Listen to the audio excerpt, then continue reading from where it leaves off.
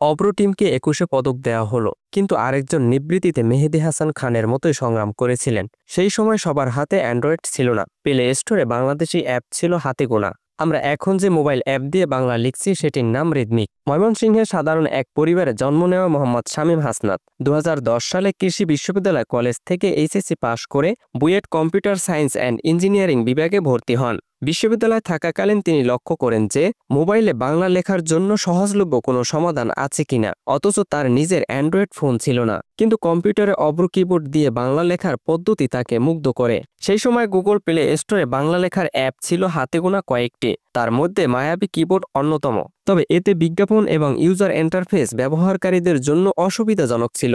শামীম এই সমস্যা সমাধান খুঁজতে গিয়ে নিজেই একটি কিবোর্ড অ্যাপ তৈরি করার সিদ্ধান্ত নেন।